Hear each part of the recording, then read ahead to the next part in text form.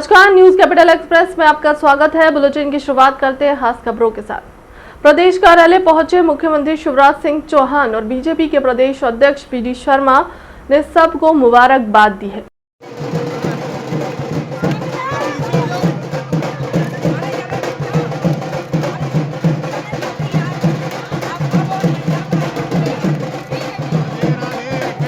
पाकिस्तान की बेटी धन्यवाद दे रही है। अद्भुत नेता सचमुच में। ये विकास, ये सांस्कृतिक उत्थान, राम का नाम लेने में शर्म आती थी बाकी लोगों को। पहले जय श्री राम के नारे तो उनने भी लगाए, लेकिन मुंह में राम बगल में छुरी जनता देख रही थी। इसलिए बाकी पार्टियां तो साफ हो गई। लड़की हूं, लड़ सकती हूं। कितनी? 2 सीटें हैं। दो अभी खतरा है, तीनों जगह अभी कंफर्म नहीं है। अभी रायबरेली मैडम सोनिया गांधी पूरी तरह साफ। रायबरेली नहीं वंशवाद का सफाया हुआ है। और बुआ का तो पता नहीं है। बबुआ की भी अकड़ निकल गई पूरी। मैंने कहा था बबुआ की साइकिल हो गई पंचर, भाजपा जीतेगी बम्पर। उत्तर प्रदेश में मैं कहता था, और ये भी मैंने कहा था कि बबुआ ने जिसका हाथ पकड़ा उसका सफाया हो गया। पहले राहुल बाबा को पकड़ लिया, यूपी को। 7 पसंद है, साफ हो गए। दो ये कान पकड़ लिए फिर राहुल गांधी ने। बाद में बुआ जी हाथ में आ गई बबुआ के, तो 2019 में उनको भी साफ करके 2-4 सीटों पर समेट दिया। आज कितनी आ रही बसपा की? 5 तक तो नहीं पहुंची है। 2-3 पे। अब ये जो अन्य सीटें पहले आती थी ना, निर्दलीय 1-2, ये सब पार्टियां अन्य में शामिल हो गई है। और डबल इंजन की सरकार ऐसी चली कि चारों तरफ बाकी का सफाया करके उत्तर प्रदेश के विकास के नए द्वार खोले। उत्तर प्रदेश, उत्तराखंड, गोवा, मणिपुर, शानदार सफलताएं। और इसलिए प्रधानमंत्री जी का अभिनंदन, गृह मंत्री अमित शाह जी का अभिनंदन, और हमारे राष्ट्रीय अध्यक्ष जेपी नड्डा जी के नेतृत्व में संगठन और कार्यकर्ताओं ने जो अनथक परिश्रम किया, आज मैं उसको भी प्रणाम करता हूं और मध्य प्रदेश के कार्यकर्ताओं को भी बधाई देता हूं। शून्यकाल के दौरान गोहत्या मामले को लेकर कांग्रेस नेता सुखदेव पासे ने सदन का वॉकआउट किया। सुखदेव पासे ने मीडिया से चर्चा करते हुए कहा कि बीजेपी सरकार गायों के नाम केवल राजनीति करती है। भाजपा सरकार की उदासीनता के चलते आज प्रदेश में भूखे से गायों की मौत हो रही है।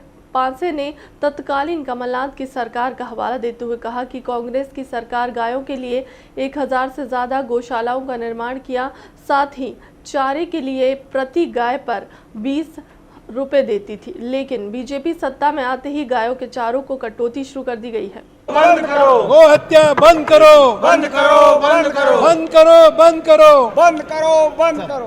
माननीय कमलनाथ जी ने जब मुख्यमंत्री थे तो गौ माता के लिए 1000 गौशालाओं का निर्माण करके दिया है। और भारतीय जनता पार्टी की सरकार बनी तब से गौ माता की चारा नहीं होने के कारण, भूख और प्यास के कारण हत्याएं हो रही है। ये सरकार गौ माता के नाम पे राजनीति करती है, लेकिन गौ माता के लिए चारे में कटौती करके दे दी है। इससे बड़ी शर्मनाक बात कोई नहीं हो सकती है। और इसलिए माननीय कमलनाथ जी ने जो 1000 गौशालाओं का निर्माण किया, उसके चारे की व्यवस्था इस सरकार ने करना चाहिए। ये ढोंगी सरकार है, ये बहुरूपिया सरकार है। बातें तो गौ माता की करती है, लेकिन गौ माता के लिए चारे की व्यवस्था भी नहीं कर पाती है। हमारा कांग्रेस का विपक्ष इसकी पुरजोर मांग करता है कि गौ माता के चारे की व्यवस्था की जाए और जो गौ माता की हत्या हो रही है उस पर रोक लगाई जाए। ये गौ माता विरोधी सरकार है, धर्म विरोधी सरकार है। भारतीय जनता पार्टी धर्म के आधार पर गौ माता की बात करके और सब चुनाव तो जीतना चाहती है, मगर जब सरकार बनने के बाद आप देखा है गौशाला में कई गायें मर रही हैं, सब उनके बॉडी के सब हड्डियां फेंकी जा रही है और भाजपा को कानो कान कोई खबर नहीं है। तो इस तरह से गौ माता के नाम से जितना भी पैसा आता है वो सब बढ़ जाता है उसमें, और गरीब गौ माता भूखी रहती है। तो ये भारतीय जनता पार्टी कथनी और करने में इतना बड़ा अंतर है। इसलिए हमारी मांग है कि गौ माता के लिए जो भी बजट निर्धारित, जैसे कमलनाथ जी हमारी सरकार 15 महीने थी, 1000 गौशाला खोलने का निर्णय लिया था, उसमें से 2-3 हज़ार तो गौशाला खुल गई थी, बीच में सरकार चली गई, अब वो सारी योजना बंद कर दी। गौ माता को नाम से रोटियां सेकने का काम करते, पर भाजपा सरकार कभी गौ माता को संरक्षण नहीं दे रही है। तो हमारी मांग है कि गौ माता के जितनी भी गौशालाएं हैं उसको विधिवत पूरी जीर्णोद्धार करके उसको समाधान करें। कांग्रेस ने 15 महीने की सरकार में किसानों का कर्ज माफ करने का बोला था। क्या कमलनाथ ने कर्ज माफ किया? राहुल गांधी ने कहा था कि अगर किसानों का कर्ज माफ नहीं किया तो हम मुख्यमंत्री बदल देंगे। फसल बीमा में जो है जिस प्रकार मैं बहुत अच्छा प्रश्न किया आपने। मैं कांग्रेस के सभी नेताओं से, कमलनाथ जी से और सबसे पूछना चाहता हूं कि भैया आप 15 महीने मुख्यमंत्री रहे, आपने किसानों से कहा था हम 2 लाख का कर्जा माफ कर देंगे, राहुल गांधी ने 10 दिन में मुख्यमंत्री बदल देंगे। 2 लाख का कर्जा माफ नहीं किया, तुमने हर वर्ग को धोखा दिया। किसानों को तुमने 1 रुपया 15 में, अरे सुनो, 18 और 19 का 1 रुपये का बीमा, 1 रुपये का बीमा कांग्रेस ने नहीं दिया। और इसके अलावा फाइनेंस 75% कर दिया, हमने आते से 100% किया। मुख्यमंत्री जी ने पैसे जमा किए प्रीमियम प्रदेश की ओर से, उसके कारण 17,000 करोड़ बीमा हमने इन 22 महीनों में किसानों के मध्य प्रदेश का, इतना ही पूरे हिंदुस्तान में नहीं मिला, इतना मध्य प्रदेश में मिला है। लेकिन कहीं त्रुटियां हैं, हमने निर्देश दिए हैं, मैं खुद मॉनिटरिंग कर रहा हूं, बीमा कंपनी और बैंक के अधिकारियों के साथ बैठ रहा हूं और किसानों को एक किसान भाइयों को उनका हक दिलाएंगे, बीमा दिलाएंगे। 7,618 करोड़ में से 7,000 करोड़ से अधिक राशि किसानों के खातों में जा चुकी है। एक दूसरी बार 18-19 का जो बीमा नहीं मिला था 2,15,000 किसानों को, मैंने पुणे पोर्टल खुलवाए 2 साल पुराने और एंट्री कराई, उससे 2,15,000 किसानों के खातों में 18-19 का 411 करोड़ रुपए जो कभी मिलना नहीं था वो भी बीमा कंपनी से दिलाया है। तो इसी प्रकार जो छूट गए उनको दिलाएंगे किसान भाई, चिंता करने की जरूरत नहीं है। एक किसान को उनका हक दिलाएंगे और जो छूट गए त्रुटिवश उनको भी जोड़कर उनको दिलाएंगे। सज्जन सिंह 500 कुछ मीट्रिक टन जो है वो कीमत माल खराब हुआ है, उस पे 1 करोड़ रुपए कैसे शराब माफियाओं के साथ वो कह रहा है धान मिलिंग जो हुई है 546 मीट्रिक टन जो है धान खराब हुई है। आप देखे उस समय सदन में सज्जन सिंह वर्मा ने 1 करोड़ रुपए मांग, सरकारी मूल्य 1 करोड़ रुपए है क्या? आरोप है कि शराब माफियाओं को मिलकर आप धान बेच रहे हैं। आरोप निराधार है, अगर कोई गए तो उसकी जांच करा लेंगे और जांच में अगर कोई दोषी होगा तो उसके खिलाफ कार्रवाई कराएंगे। बीजेपी के मंत्री गोविंद सिंह राजपूत ने कहा कि उत्तर प्रदेश में प्रधानमंत्री नरेंद्र मोदी के सफल नेतृत्व में, जेपी नड्डा के नेतृत्व में, पूर्व राष्ट्र अध्यक्ष वर्तमान गृह मंत्री अमित शाह के नेतृत्व में 4 राज्यों में अभूतपूर्व इतिहास रचने जा रही है और जो बहुमत भारतीय जनता पार्टी को आया है और प्रधानमंत्री नरेंद्र मोदी के काम को पूरे देश ने, चाहे वहाँ काम कोरोना का हो या फिर वैक्सीन देने का, पूरे देश में उसकी सराहना है। राज्यों में प्रधानमंत्री नरेंद्र मोदी जी के सफल नेतृत्व में, भारतीय जनता पार्टी के अध्यक्ष नड्डा जी के सफल नेतृत्व में, भारतीय जनता पार्टी के पूर्व अध्यक्ष भारत सरकार के गृह मंत्री अमित शाह जी के सफल नेतृत्व में जो 4 राज्यों में अभूतपूर्व बहुमत भारतीय जनता पार्टी का आया है, यह इस बात का प्रतीक है कि पूरे देश ने प्रधानमंत्री जी के कामों को, प्रधानमंत्री जी के विकास की रफ्तार को, प्रधानमंत्री जी ने जो कोरोना महाबीमारी के समय पूरे देश में वैक्सीन चाहे फ्री हो, चाहे ऑक्सीजन की समस्या का समाधान हो, हर चीज़ों में जो जनता का विश्वास जीता और आज पूरा देश प्रधानमंत्री जी के नेतृत्व में विकास की नई रफ्तार पकड़ रहा है, उसका नतीजा है। मैं प्रधानमंत्री जी को और भारतीय जनता पार्टी के अध्यक्ष के लिए बहुत बहुत दिल से शुभकामनाएं देता हूं और कांग्रेस का सुपड़ा साहब पूर्णतः हो चुका है, राजस्थान बाकी है, और उसके बाद जो एक बात आती थी कि कांग्रेस विहीन सरकार, कांग्रेस विहीन भारत की कल्पना जो की थी भारतीय जनता पार्टी के हमारे नेता में साजिद वो पूरी होगी। कांग्रेस नेता और प्रवक्ता के मिश्रा ने कहा कि ताजा चुनाव परिणाम भारतीय लोकतंत्र की रक्षा के लिए सभी पार्टियों के राजनेताओं को सोचने के लिए एक स्पष्ट संकेत है। यह परिणाम उपेक्षित नहीं है। भारतीय जनता पार्टी क्या ज्योतिषी हो गई है जो चुनाव परिणाम से पहले ही भारतीय मीडिया को जो एग्जिट पोल बताए जा रहे हैं उसी तरीके के चुनाव के नतीजे भी आए हैं।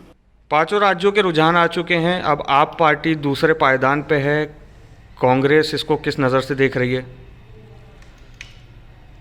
ताजा चुनाव परिणाम भारतीय लोकतंत्र की रक्षा के लिए सभी राजनीतिक दलों को सोचने के लिए एक स्पष्ट संकेत है। यह परिणाम अपेक्षित नहीं थे और यह परिणाम इस बात को अनुसंधान के लिए प्रेरित कर रहे हैं कि क्या कारण है कि भारतीय जनता पार्टी कोई ज्योतिष है क्या कि वो एग्जिट पोल का सहयोग लेकर जो कहलवाना चाहती है वही परिणाम इस देश में चुनाव परिणाम के रूप में सामने आ रहे हैं। मैं फिर कहना चाहूँगा कि आज हो सकता है कि मेरी बात उपहास के रूप में ली जाए, मगर पूरे देश के विपक्षी दलों को अब लोकतंत्र की रक्षा के लिए इन चुनाव परिणामों को दृष्टिगत रखते हुए एक ऐसा संघर्ष करना होगा जो आज़ादी के संग्राम के दौरान हमने अंग्रेजों के खिलाफ किया था। इस विचारधारा के माध्यम से लोकतंत्र अब खतरे में दिखाई दे रहा है। एक सवाल कांग्रेस के राष्ट्रीय नेतृत्व पे भी उठ रहा है, तो क्या उसको बदलने की जरूरत है अब कांग्रेस को? नेतृत्व पर सवाल उठाने वाले लोग कुंठाग्रस्त हैं। पहले वे आत्मावलोकन करें कि उन्होंने विपक्ष के दौरान पार्टी को मजबूत करने के लिए क्या किया। मध्य प्रदेश में भी 2023 में चुनाव आने हैं, कांग्रेस की क्या रणनीति रहेगी? कमलनाथ जी के नेतृत्व में हमें अपनी लड़ाई को और अधिक ताकत के साथ अब सड़कों पर लड़ना होगा और हमें उम्मीद है कि मध्य प्रदेश की जनता एक निर्णायक निर्णय देकर भारतीय जनता पार्टी को 2023 में परास्त करेगी। मगर हमें अब ताकत के साथ और अधिक ताकत के साथ मध्य प्रदेश में भाजपा सरकार के खिलाफ मैदान पकड़ना होगा। विधायक कृष्णा गौर ने कहा कि उत्तर प्रदेश सहित हम 4 राज्यों से सरकार बनाने जा रहे हैं। कांग्रेस एक डूबता जहाज है। मध्य प्रदेश के अगले साल चुनाव होना है। उत्तर प्रदेश से ज्यादा मध्य प्रदेश में बुरी तरह हारेगी। सिर्फ उत्तर प्रदेश में ही नहीं बल्कि 4 राज्यों में भारतीय जनता पार्टी की सरकार बनने जा रही है और इससे बड़ी प्रसन्नता की बात और कोई हो ही नहीं सकती कि सभी राज्यों में राज्यों की जनता ने कांग्रेस को नकार दिया है, बुरी तरह से नकारा है। पंजाब में जिस प्रकार से कांग्रेस की दुर्गति हुई है, कांग्रेस को सोचना चाहिए कि वो किस दिशा में काम कर रही है। मुझे बहुत प्रसन्नता है आज यह भी कहते हुए कि उत्तर प्रदेश की महिलाओं को गुमराह करने की दृष्टि से प्रियंका गांधी ने एक नारा दिया था, लड़की हूँ लड़ सकती हूँ, उसकी पूरी तरह से हवा निकल गई है। उत्तर प्रदेश की जनता ने पूरी तरह से नकार दिया है और ये सबको समझ में आ गया कि अब कांग्रेस डूबता हुआ जहाज है। इस देश की जनता को अब कांग्रेस का नेतृत्व स्वीकार नहीं है क्योंकि कांग्रेस ने सिर्फ और सिर्फ गांधी परिवार का, एक परिवार का भला किया, देश को विनाश के कगार पर पहुंचाने का काम किया और इसी वजह से आज देश की जनता ने कांग्रेस के नेतृत्व को नकारा है। भारतीय जनता पार्टी के प्रति इस देश की जनता की स्वीकार्यता है जिसके परिणाम आज हमें दिखाई दे रहे हैं। कांग्रेस जो है मध्य प्रदेश में अब लड़की हूँ लड़ सकती हूँ अभियान लेकर आई है, शुरू कर दिया है, यहाँ क्या परिणाम आएंगे? जो हश्र उत्तर प्रदेश में हुआ उससे भी बुरा हश्र यहाँ होगा क्योंकि मध्य प्रदेश की जनता बहुत अच्छी तरह से जानती है कि जब 10 वर्षों तक इस प्रदेश में लगातार कांग्रेस का कुशासन रहा था तो सबसे ज़्यादा अत्याचार अन्याय अगर होता था तो इस प्रदेश की महिलाओं और बेटियों के साथ होता था। ना कोई उनकी चीख पुकार सुनने वाला था, ना कोई चिंता करने वाला था और यही कारण है कि मध्य प्रदेश में अगर उन्होंने लड़की हूँ लड़ सकती हूँ अभियान शुरू किया तो जो उत्तर प्रदेश में हश्र हुआ है उससे भी बुरा हश्र यहाँ होगा। आम आदमी पार्टी की पंजाब जीत का असर मध्य प्रदेश में देखने को मिला। मध्य प्रदेश में नाचते गाते ढोल नगाड़े बजाते हुए कार्यकर्ता दिखाई दिए।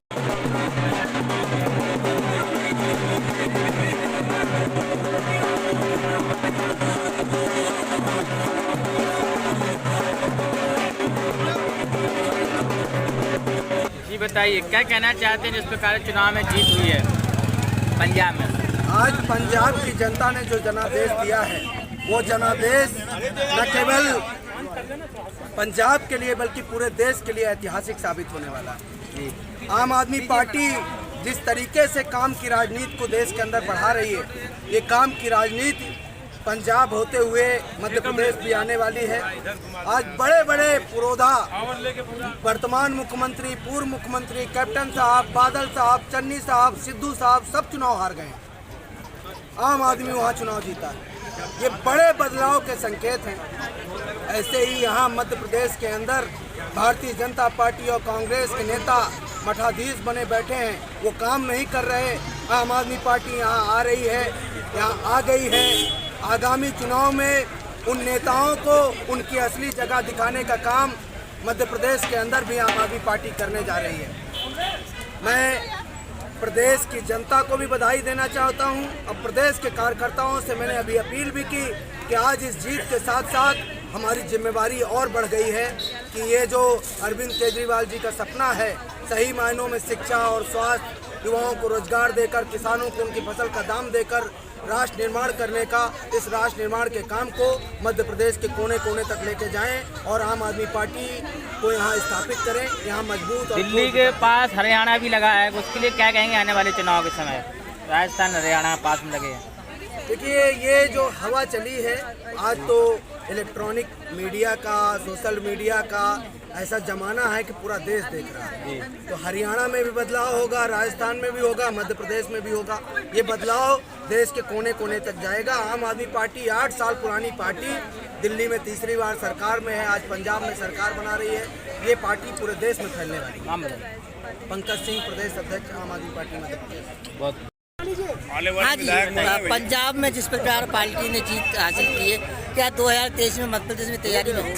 निश्चित ही हम 2023 में हमारे प्रदेश अध्यक्ष पंकज सिंह जी के नेतृत्व में मध्य प्रदेश में आम आदमी पार्टी का सरकार बनाने जाएंगे और मैं आपके माध्यम से पंजाब की सारी जनता को एक बार धन्यवाद, आभार व्यक्त करता हूँ, बधाई देता हूँ कि आपने इतिहास रच दिया है। आदरणीय अरविंद केजरीवाल जी के सपने को साकार करने का काम पंजाब से शुरू हुआ है।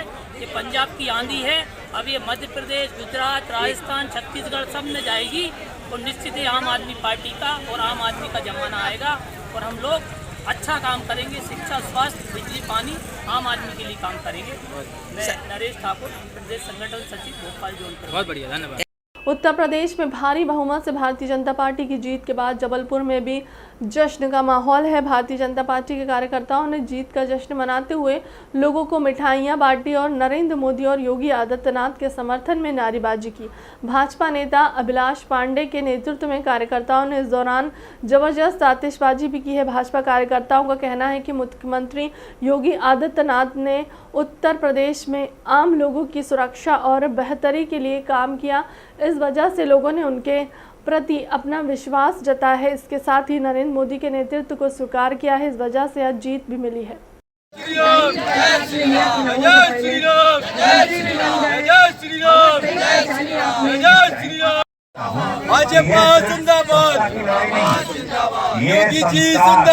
स्पष्ट हो गया है किस तरह जश्न मनाया।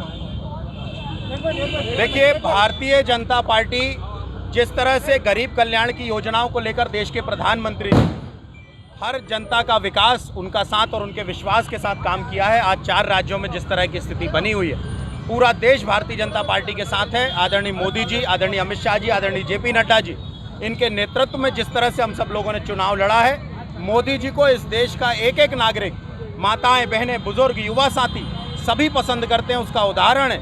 आज हम सब कार्यकर्ता हर्ष और उल्लास से भरे हुए हैं। आज देश के प्रधानमंत्री जी के नेतृत्व में फिर से भगवा पूरे देश के सामने खिला है, उसी को जश्न के रूप से हम सब लोग मना रहे हैं। यहाँ मिठाइयाँ बनाई जा रही हैं, मिठाइयाँ, लड्डू बांटकर हम आम नागरिकों के साथ मिलकर उत्साहपूर्वक इस कार्यक्रम को कर रहे हैं और जश्न मना रहे हैं। जय श्री राम। पंजाब का मलाल रहेगा। निश्चित तौर पर यदि कहीं पर किसी कारण से किसी कमी रह गई है, उसकी आगामी समय में हमारा वरिष्ठ नेतृत्व समीक्षा भी करेगा और कैसे आगामी समय में और अच्छा किया जा सकता है। लेकिन खुशी इस बात की है कि हमारे पूरे भारत के अंदर जिस प्रकार के जो चुनाव हुए हैं उसमें अधिकतम राज्यों पे भगवा लहरा रहा है और कमल का फूल खिल खिल कर निकल रहा है। जीत का संकेत निकला है यहाँ से, क्या लगता है? निश्चित तौर पर लोग कहते हैं कि उत्तर प्रदेश से ही दिल्ली के रास्ते तय होते हैं, तो आज उत्तर प्रदेश की जीत ने इस बार को साबित कर दिया है कि 2024 में फिर से इस देश के अंदर यदि कुछ खिलकर आएगा तो कमल का फूल खिलकर आएगा। देश के प्रधानमंत्री जी के नेतृत्व में भारतीय जनता पार्टी फिर से जनता के दिलों पर राज करेगी और जीत कर आएगी। दिग्विजय सिंह ने ट्वीट किया है और कहा है कि ईवीएम की कोर्ट जाने की बात कर रहे हैं। देखिए दिग्विजय सिंह जी, सच मानिए हुजूर, आपके चेहरे पे धूल है, आईने पे इल्ज़ाम लगाना फिजूल है। आप स्वयं हार रहे हैं और आप कह रहे हैं कि ईवीएम का ये तो पहले से तय था। कुछ लोग कचड़े की मशीन में ईवीएम को ढूंढने का काम कर रहे हैं, इसलिए किसी पे भी दोष लगाया जाए, लेकिन जनता के मैंडेट को स्वीकार करिए। अच्छी बात यह होती कि आप सहृदय इस बात को स्वीकार करते। कांग्रेस की नीति, नियत, नारा और कांग्रेस के नेता इस देश में समाप्त हो चुके हैं और इन्होंने, जनता ने इनको नकार दिया है। फिलहाल के लिए अब तक की खबरों में इतना ही। देश दुनिया की तमाम बड़ी खबरों के लिए बने रहे न्यूज़ कैपिटल एक्सप्रेस के साथ। नमस्कार।